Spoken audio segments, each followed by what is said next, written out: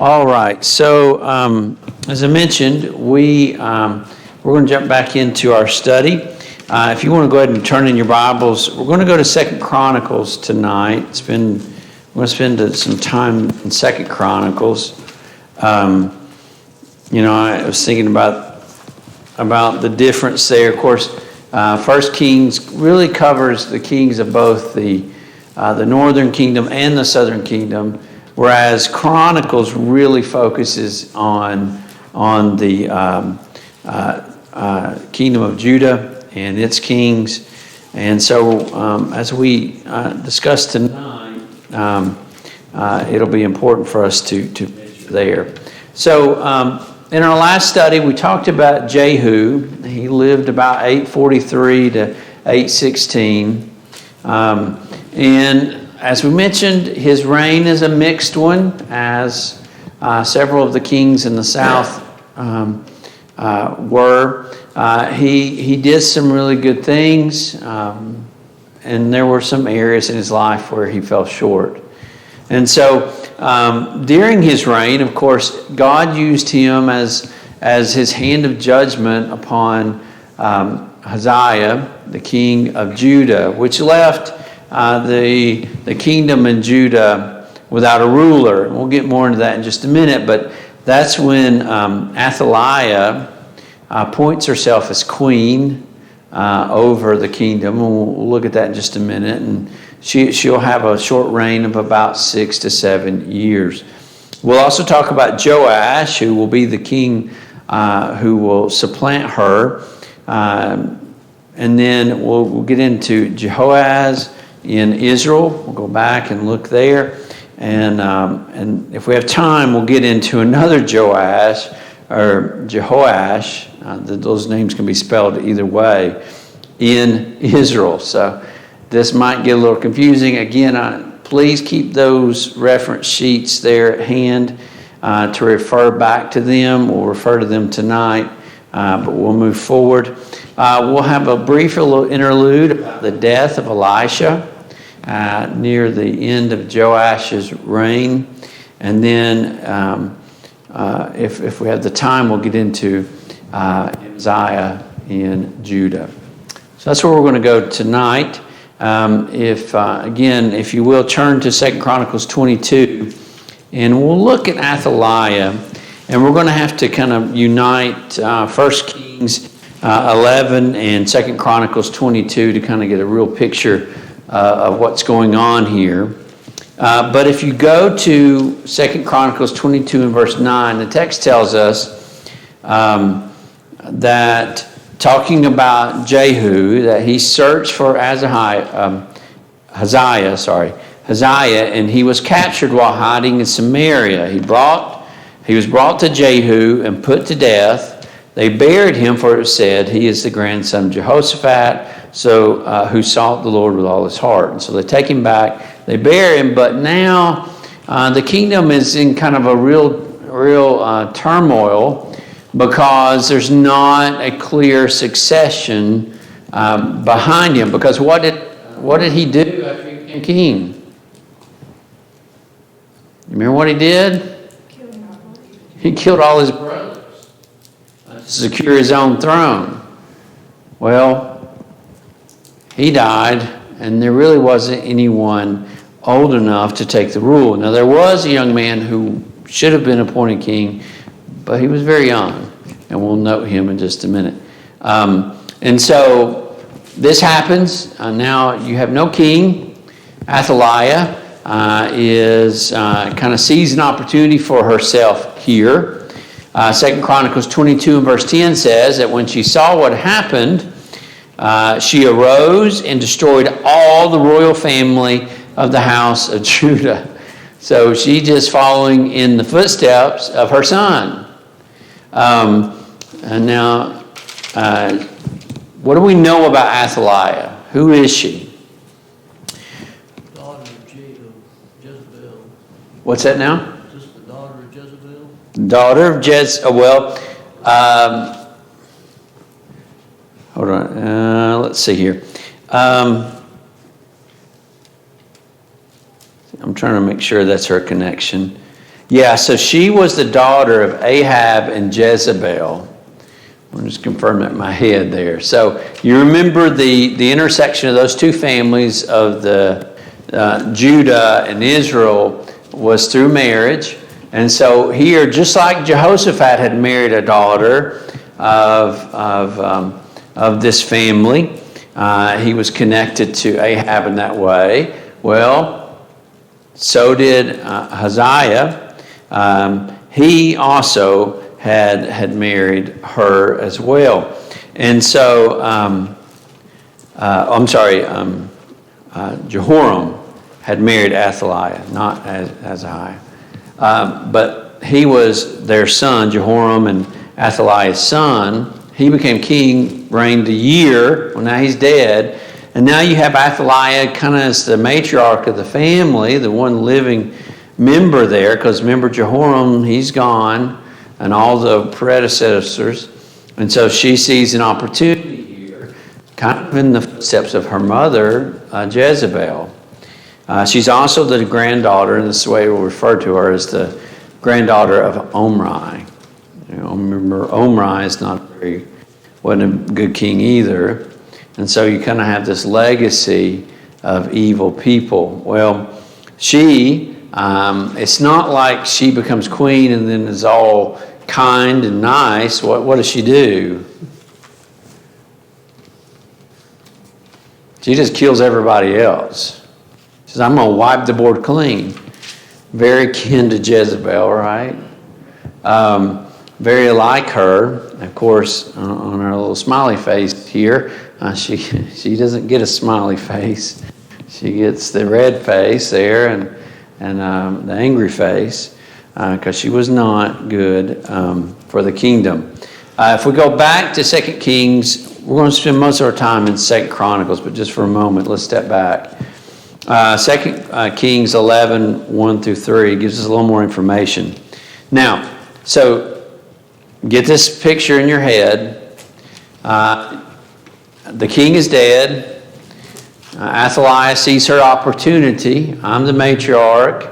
I can stand here. I can take advantage of the moment. And so she goes through and she wipes out the royal family. Now, were these families small? You remember what Jehu, he had a lot of work on his hand when he came through and took out the family of Ahab in the north. Well, when you talk about these royal families, they're typically pretty large. And so she goes through and she kills them all except for one young man. The text tells us that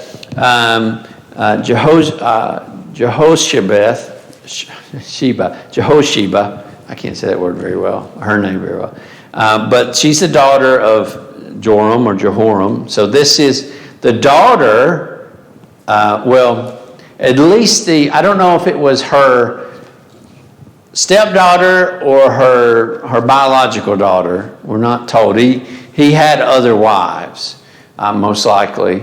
And so she could have been the daughter of Athaliah or one of the stepdaughters or one of the, extended family here, however you want to look at this kind of conglomerate. But she sees what's going on. Well, she decides that she needs to save Joash. Now, Joash is the son of Hazael. And so was this the grandson of Athaliah? Again, the Bible doesn't really give us enough detail, to my knowledge, to know whether this was her grandson or not. It could have been from another wife of Hazael who was not connected. I guess it would have had to been, wouldn't it? I'm sorry. Yeah, it would have been her grandson through Hazael. What am I saying? So it was her grandson that she was going to murder. She was going to eliminate. And so Jehosheba decides, I'm not going to let that happen. So she takes the nurse and Joash, she scurries them away and hides them. Now, at the time, he is only about a year old. He is tiny. You think about the brutality of different cultures, what people do. You think about maybe the Egyptians and what the Egyptians did to the Israelites. I mean, it was awful. They were going out and murdering newborn infants. You talk about what the followers of Moloch would do when they would send their children into the fires. And we may think, well, they were just kind of the oddity. They were the extreme. But look what's going on even in Judah. I mean, here's a grandmother killing her grandchild because she doesn't want wanting to. She didn't want the pressure that he might take over the throne. So you really do have kind of a real brutal climate. And so he gets put in hiding at 1. So he's not even old enough to even be at all aware of what's going on. But he gets hidden away. I think it is interesting where they took him, most likely into the temple and hid him. Maybe a good place from a woman like this to hide him in the temple. It's probably not a place, I don't know, that she would venture into a lot. Yes, sir. I was just thinking, Athaliah, you wonder what her plan was. Because, okay, I'm going to kill the whole royal family if I can, then what happens? Obviously I can't live forever. And is the house of Judah just going to go into chaos? Or does she even care? Well, see, and that's, I'm not sure she thought very far ahead at all. I mean, think about the kind of mindset it takes to kill your own family and to go through and kill not just the adults. I mean, that's horrible enough. Not even just your own children, but to kill your grandchildren. I mean, any grandparent's going to be like, that's the most awful thing I could ever think. All right, and that's what this lady's going to do. So it really gets you where she is. Now, was Jezebel much different than her? No, she wasn't. And so it seems to have been just the culture of that family. They just had very little appreciation for life. And it was all about power and how much power I have over someone else. They hid him from Athaliah, verse 2, that he was not put to death. And he remained with her 6 years, hidden in where? The house of the Lord. Now that's important, and we'll come back to that in just a minute when we talk about Joash. While Athaliah reigned over the land. So she reigned about 6 years. He was about a year old, and so he will eventually take the throne. He's about 7. And so that's kind of where we see Athaliah. So let's leave Athaliah for a minute. Let's talk about Joash. So he's been hidden away. He's hidden away for 6 years. And as you continue to read, it gets into him. So if you go back to 2 Chronicles, if you'll venture back with me to 2 Chronicles 22, we're going to spend some time there. So Joash, here's this young child. It says in verse 11, Jehoshaphat, and I'm sorry if I'm mispronouncing that, but she, the daughter of the king, again, this is just a repeat about what happened. So she sees what happened. She goes and hides him away. That's how 2 Chronicles, almost the wording, I think, is verbatim from 1 Kings 11. Go down to verse 4. But in the 7th year, Jehoiada. You may know who Jehoiada is. It's an important guy, especially to Joash. He's going to be super important to Joash's reign. Who's Jehoiada? He's the high priest, right, over the temple. Now, he has had Joash for 6 years. And he's going to have a major influence over him. So just imagine that. I mean, I can imagine I'm sure Joash kind of looks at Jehoiada as his father. Because he's probably been the most prominent male influence in his life. And that'll serve him well for a period of time. Let's see.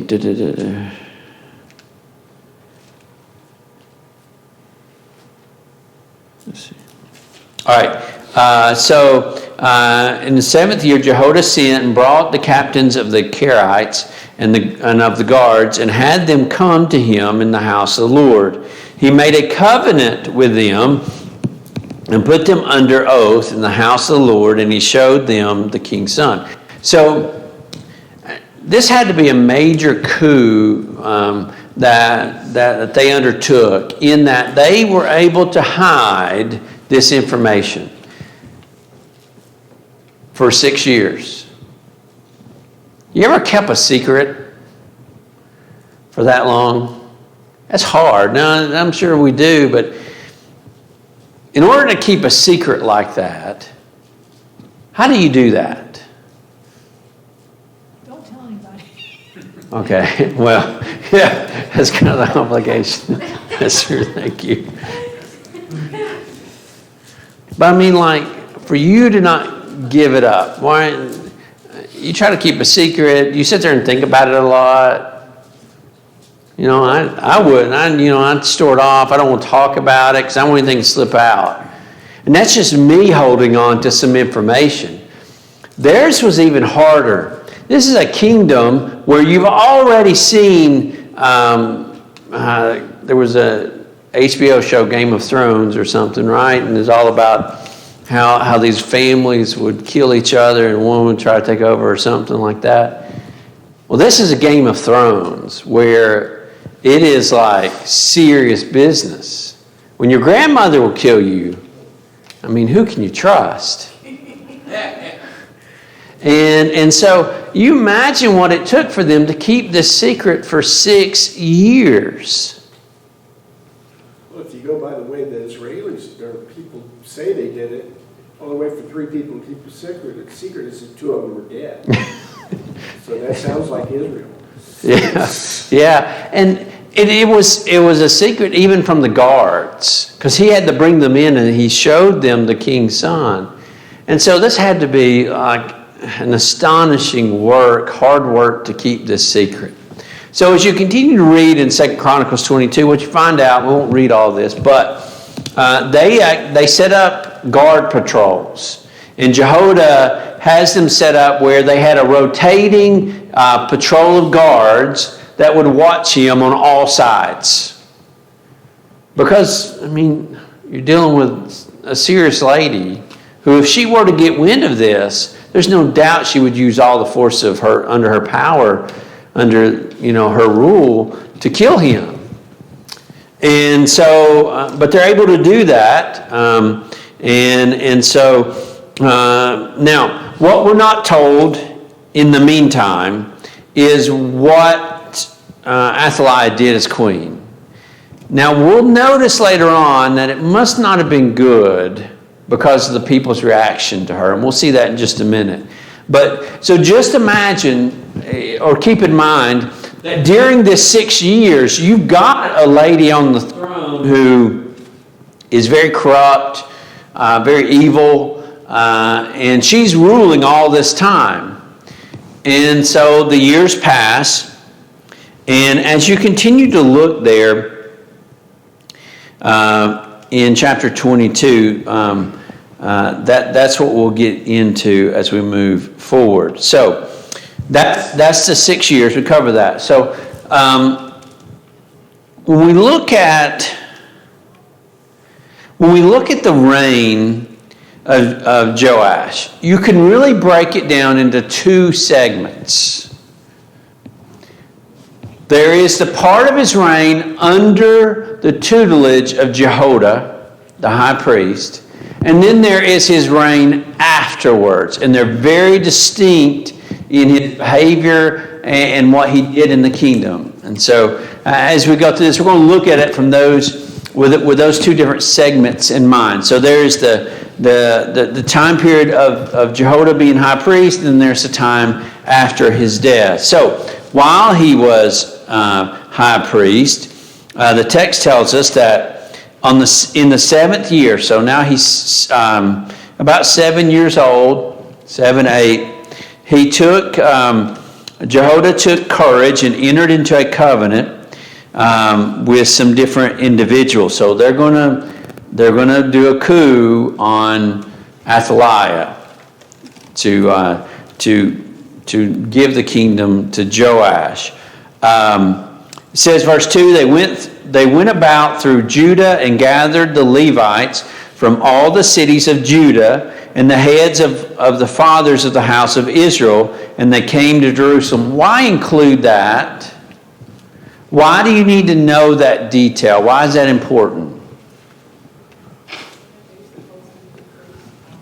What's that?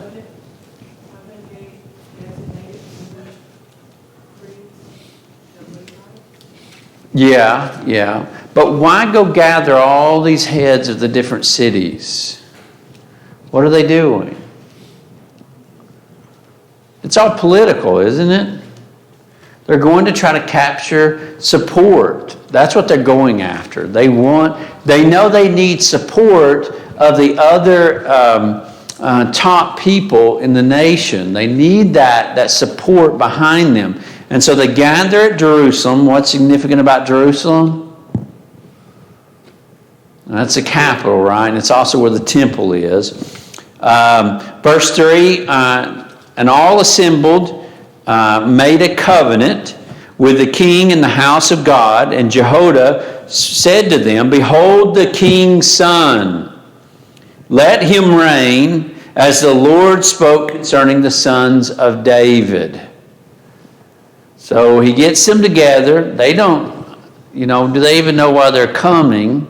I mean, you can imagine being there and you've thought, well, she killed the whole house of David. I mean, all the other people. So, I mean, who's left to reign? I bet some other people were thinking that. And then all of a sudden, they bring up this son who no one knew about. And so he proclaims him as king. And Jehoiada the priest gave the captains the spears and the large and small shields that what? Had been King David's. Why? This is all political. Why do that? Symbolic, right? It's a reminder of David. David's the man they uphold, they lift up, they magnify his name as being glorious, and they remember that past of King David. And so he didn't just go in there and pick out any shield, any spear, right? He went to the treasury or to the storage house, and he got David's stuff. This is important. And he said, verse 10, he set all the people as guard for the king, every man with his weapon in his hand.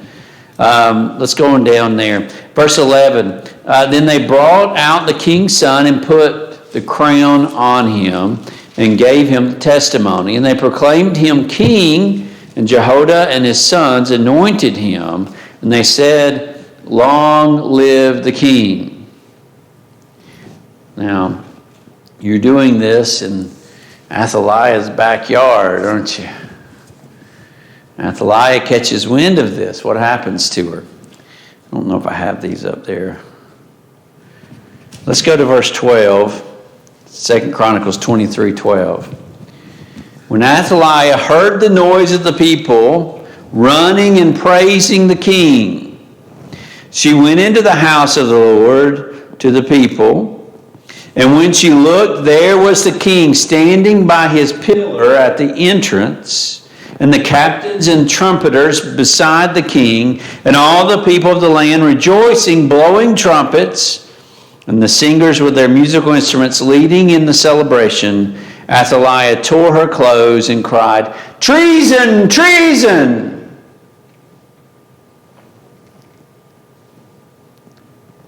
And not one person listened to her. The real treason had been committed 7 years ago. And she was truly the one who had been treacherous in her dealings. And so her whole world is tumbling before her. If you go on down, Jehoiada tells the captains to bring her out between the ranks, anyone who follows her to be put to death with a sword. No one followed her. Not one devoted person died for her. That's recorded at least. The priest then says, do not kill her in the temple. So verse 15, they laid hands on her, and she went into the entrance of the horse gate of the king's house, and they put her to death there. And so ends the reign of Athaliah. Comes in with a bang and goes out with a whisper, and that's kind of the way her time as queen ends. After that, Jehoiada makes a covenant between himself and all the people and the king that they should be the Lord's people. Now, Judah had ventured far from God. You think about the men and the kings that had followed Joash, had not been great since Jehoshaphat. You had Joram, who was not a good king, and then you had Hazael, who was not a good king, and then you had Athaliah. So Judah has been in this period of time where it had ventured far from God. Also during this time, what had happened in regard to religion in Judah?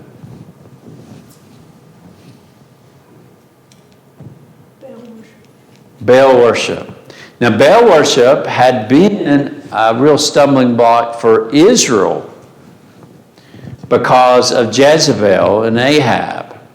However, through the marriage covenants they had made with the kings of Judah, it not only had come into the land of Israel, but now had even ventured down into Judah. Now, Jehu, as we learned last week, had come in and done a good job at eliminating Baal worship in the north, but in the south it was still a problem.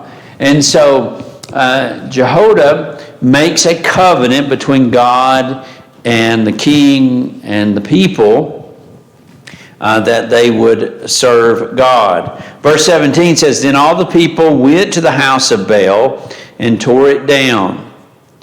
His altars and his images they broke in pieces, and they killed Mattan, the priest of Baal, before the altars. Jehoiada posted watchmen for the house of the Lord under the direction of the Levitical priest and the Levites whom David had organized to be in charge of the house of the Lord, to offer burnt offerings to the Lord, as is written in the law of Moses, rejoicing and with singing according to the order of David. And so they're able to, in some way, restore proper worship. Now, what we'll find out is it's not complete. Again, he falls short just as others have done in Judah. When we think about Asa, when we think about Jehoshaphat, the same is true with Joash. Same was true with Jehu.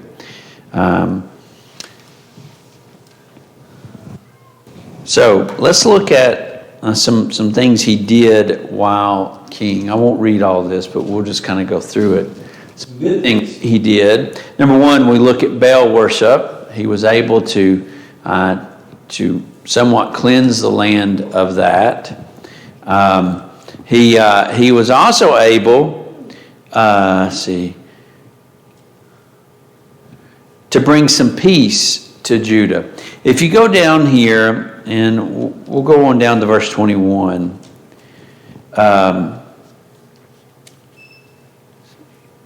Verse 21, so all the people of the land rejoiced, and the city was quiet after Athaliah had been put to death with the sword.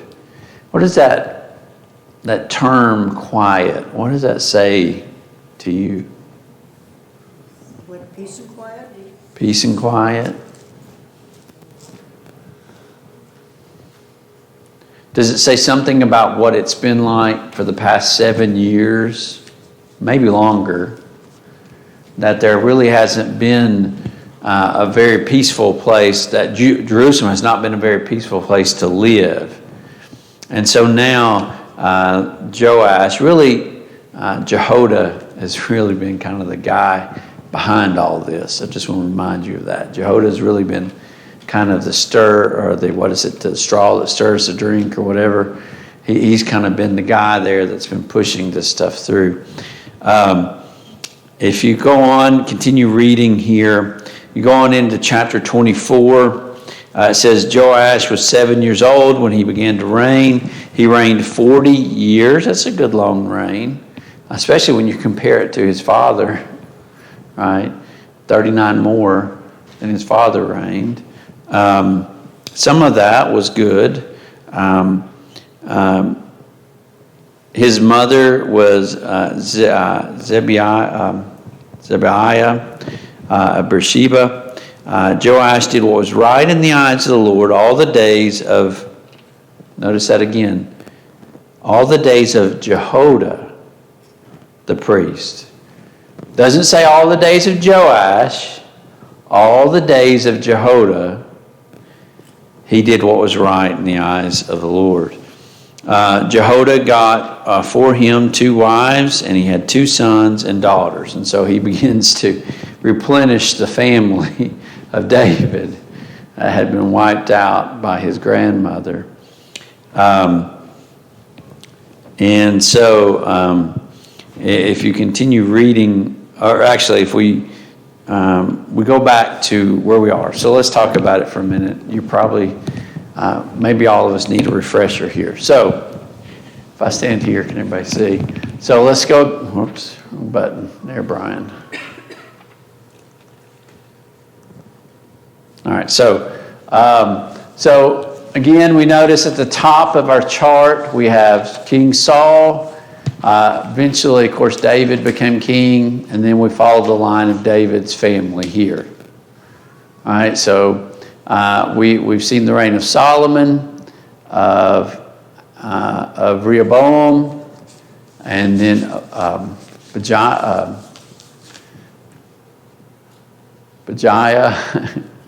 Asa, Jehoshaphat, Joram, and his wife Athaliah, his son Ahaziah, Joash is where we are here. Now that's a different spelling of Jehoash or Joash here. And this is where we are. At the same time, during the time the kingdom split, of course you have Rehoboam in Judah and you have Jeroboam here in the north. Nadab, his son, reigned, and Baasha reigned for a short period. Then the kingdom was taken away, given to Elah, Zimri, and Omri. And then Omri's son Ahab married a woman named Jezebel. They had 2 sons. They had Ahaziah and then Jehoram. And now the kingdom's been taken away again and given to another man named Jehu. And that's where we are in the north. So you got Jehu reigning at the same time as Joash. That's kind of where we are. Any questions about that up to where we are? Be good to keep going back to that. I know it might be hard, but if you memorize this chart, if you just learn that, attach that into your brain, it will help you so much with the historical references of the Old Testament up until the captivity. So, as you can see, as we're moving along quickly, and we will go through these kingdoms very quickly, we're getting close to the end of divided kingdom, and we'll move into the captivity period very shortly. Any questions? All right, well, let's go back.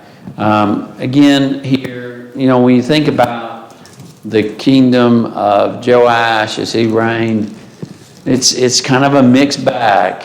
Again, the period with Jehoiada as high priest is a good period for much of Judah. After Jehoiada's death, things begin to change.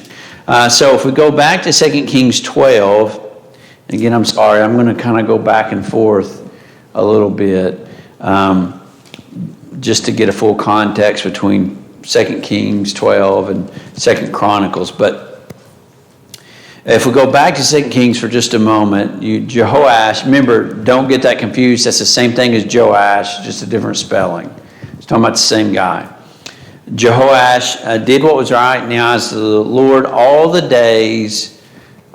days because of Jehoiada. Now, if you remember, 2 Chronicles phrases that a little bit differently, maybe a little bit clearer. He did what was right in the eyes of God all the days of Jehoiada, the high priest. Nevertheless, though, now, so when the Bible gives that kind of blanket statement that he did what was right in the eyes of God, does he mean that he was perfect? No. And then we've seen this over and over again. It's not a blanket statement saying that everything he did was great, but he did some good things. I almost tend to think of it as he did more good than bad almost. But there's still some negative things. One thing that it notes in verse 3 is that the high places, now what is that? The high places, whenever you hear that. It's where the golden calves, What? golden calves were. Okay, so it could be a reference to the golden calves. There were also other places that were on high mounts that were reserved for idolatry. But if you'll just put those two things together, high places is a reference to idolatry. There was still idolatry going on. It wasn't Baal worship, but what were the other gods that we know were there? The Astrum and Ashtaroth. What? Chemoth. I can't remember how to say it exactly, but yeah. So there were still other idolatries, forms of idolatry in Judah. But the Baal worship had been dealt with, at least. If you continue reading, Jehoash said to the priest, so we see this as kind of almost like a cycle. When Israel is doing, or Judah is doing what is good, God blesses them. And one of kind of the symbols of God's blessing being on them was the condition of the temple. When they were doing right, where did they put their focus? On the temple. When they weren't doing what they were supposed to, they forgot about the temple and they allowed it to be harmed or left untended to. And so the temple almost, the condition or the health of the temple almost is kind of like a symptom of the spiritual problem they have going on. So it's kind of like with us. Take prayer. Your prayer life, my prayer life, is a symptom of the condition of my spiritual well-being. When I am more focused on my spiritual well-being, my prayer life is going to be better. I'm going to think more about prayer. I'm going to make it more a part of my life. When my spiritual condition is not real good, maybe I don't pray as much because I'm more focused over here than I am up there. And so the temple is kind of like that. So now the spiritual condition is improving in Judah. So what does Joash do? Well, he looks at the temple. Ooh, temple not looking so great.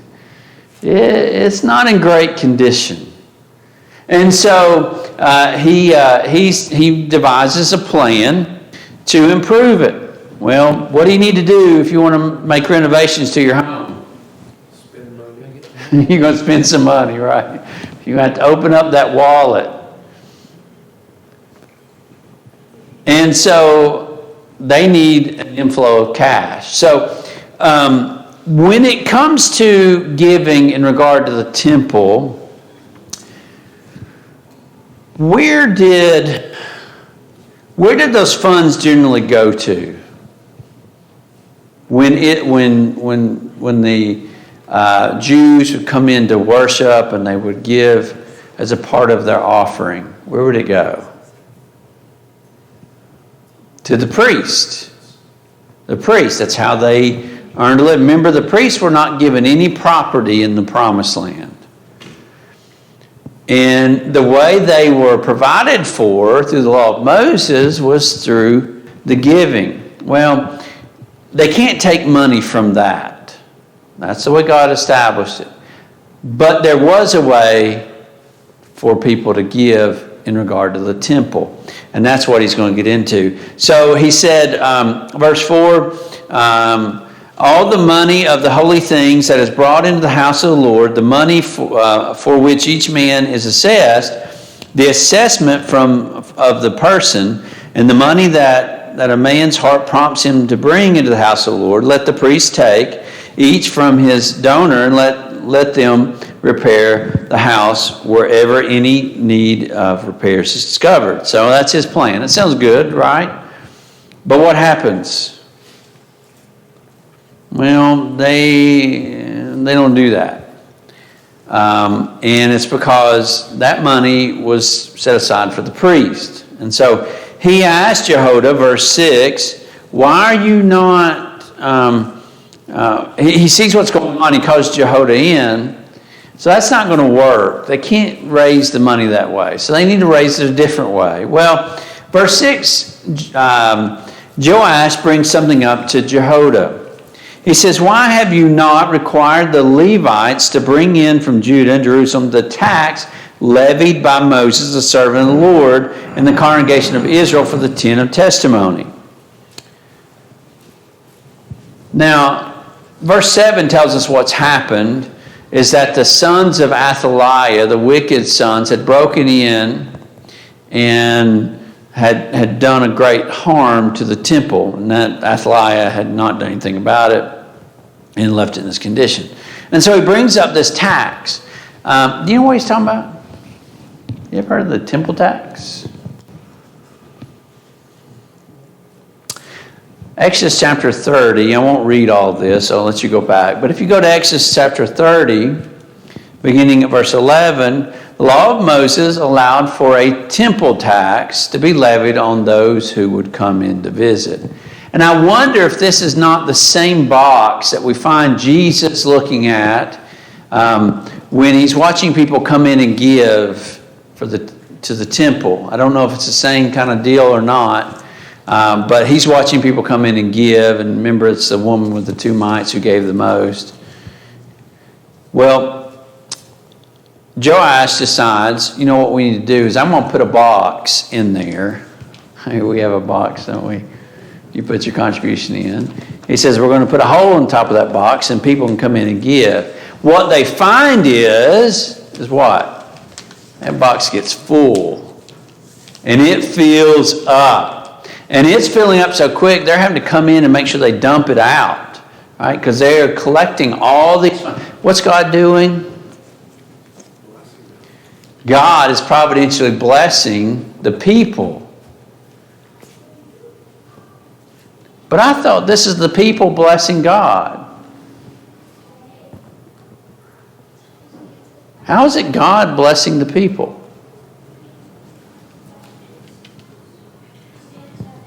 That's what happens when you do what you're supposed to do. I remember my brother several years ago saying a prayer, and it's always stuck with me, and I think this is a good way to pray. He said, he asked God, he said, God bless me that I can bless the church greater. God, I pray for your blessings on me so that I can give that back. You know, that kind of heart or mindset that we should have to want to give back. And that's what's going on here. I'm out of time, sorry. We'll pick back up here. We'll finish out looking at the life of Joash and move on into what's going on in the north. We've got to go back up north and see what's going on up there. Thank you so much. We'll be dismissed, and we'll reassemble in just a few minutes for our devotional time.